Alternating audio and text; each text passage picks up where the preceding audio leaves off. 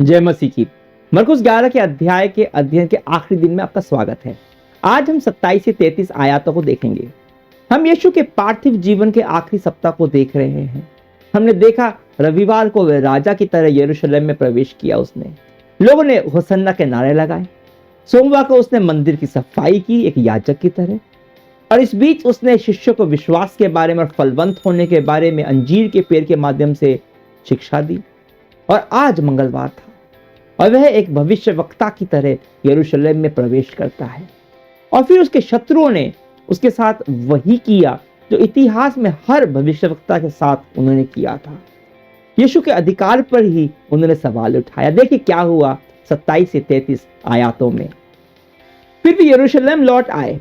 यीशु जब मंदिर में टहल रहा था तो प्रमुख याजक, धर्मशास्त्री और बुजुर्ग यहूदी नेता उसके पास आए और बोले, तू इन कार्यों को किस अधिकार से करता है? इन्हें करने का अधिकार तुझे किसने दिया है?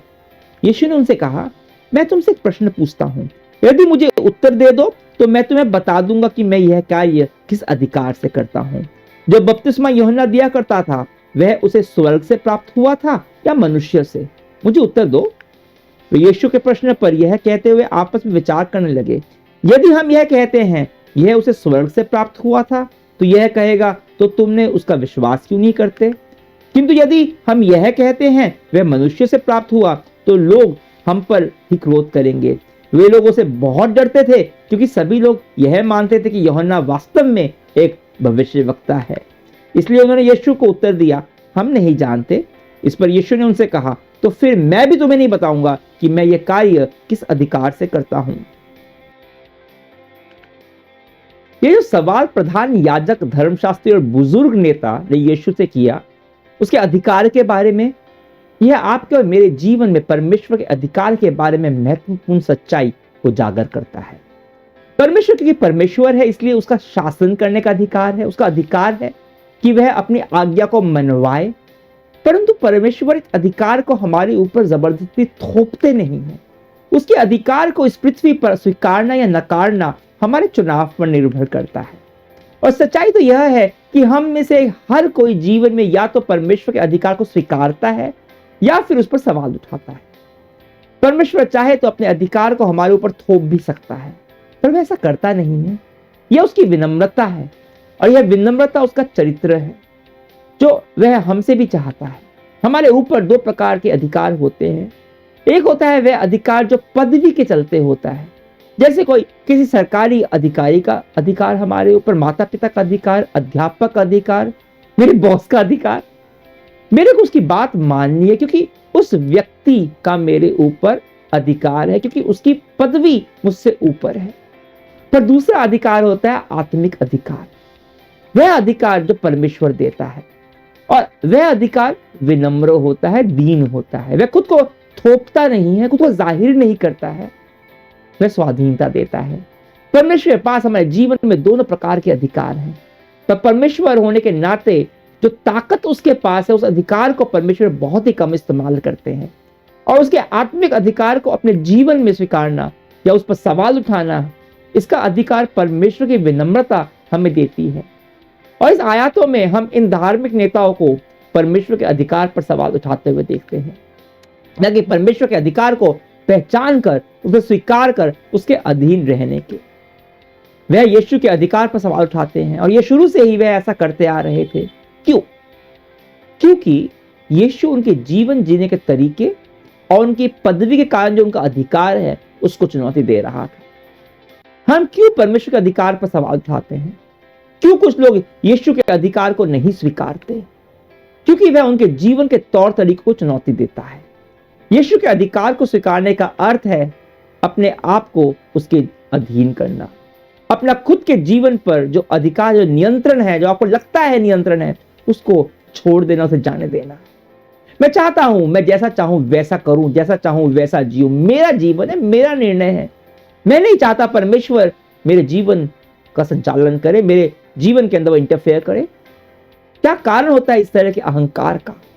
क्या है जिस कारण हम खुद का अधिकार अपने जीवन के ऊपर चाहते हैं?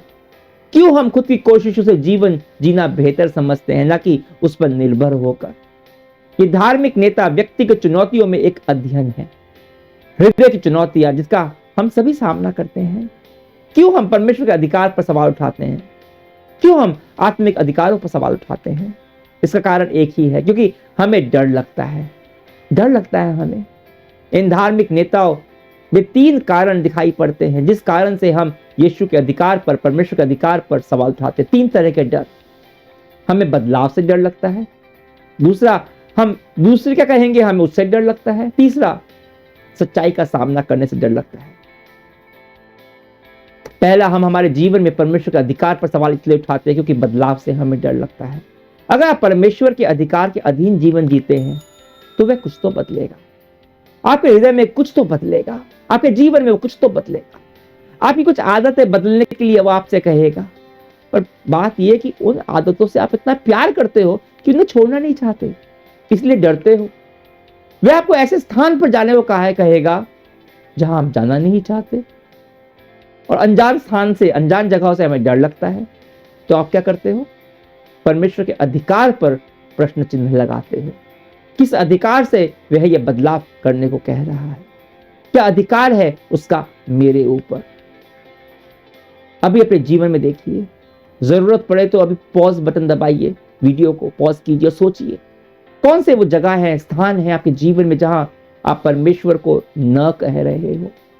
आपकी सेवा में, किस आत्मिक विकास के क्षेत्र में, किसी प्रलोभन के विषय में जिसमें आप बार बार पढ़ रहे हो, आप उस पाप का स्वागत कर रहे हो और परमेश्वर को उस क्षेत्र में आपने दूर रखा हुआ है, उसके अधिकार पर सवाल उठा रहे हो।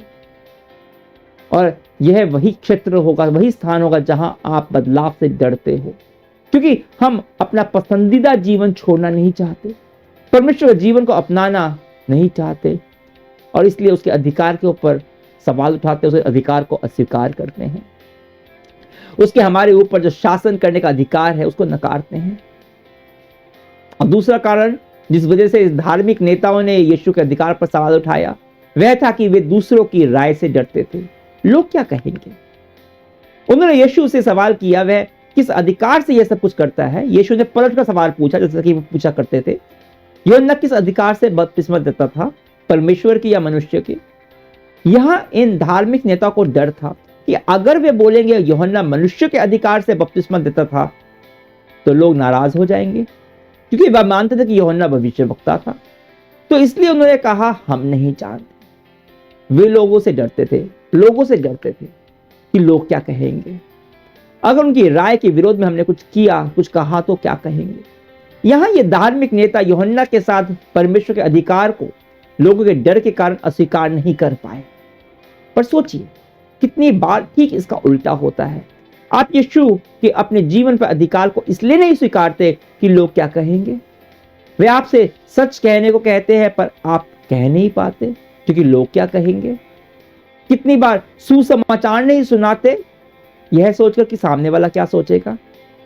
कितनी बार हम गलत चीजों का साथ सिर्फ इसलिए देते हैं कि हमें लोगों से डर लगता है, उनकी हमारे बारे में राय से डर लगता है, और हम उन लोगों पर सवाल उठाना नहीं चाहते, तो हम परमेश्वर पर सवाल उठा देते हैं। अब बात यह है कि हम क्या बनना चाहते हैं। मैं क्या बनना चाहता हूं? मैं नहीं चाहता मैं अपना जीवन लोगों की राय के ऊपर निर्धारित करूं, उसके अनुसार चलूं। मैं चाहता हूं मेरा जीवन परमेश्वर के महान प्रेम और अनुग्रह पर आधारित हो। आप क्या चाहते हैं? इसका निर्णय आपको लेना है। तो हम अपनी जीवन में परमेश्वर के अधिकार पर इसलिए सवाल उठाते हैं क्योंकि हम डरते हैं बदलाव से, और हम डरते हैं लोगों की राय से, और तीसरा हम उसके अधिकार पर सवाल उठाते हैं क्योंकि हम डरते हैं सच्चाई का सामना करने से। हम अपने बारे में जो सच है उसे स्वीकारना नहीं चाहते। इन धार्मिक नेताओं के साथ भी यही था। ये लोग यही नहीं स्वीकारना चाहते थे कि ये लोग अपने आप को धार्मिक समझते थे, पर परमेश्वर की नजरों में पाखंडी थे। अगर वे लोग यीशु को मसीह मानते तो इसका अर्थ होता कि उन्हें अपने जीवन की उन सच्चाइयों का सामना करना पड़ता जिसकी ओर वे लोग आंख मूंद कर बैठे थे।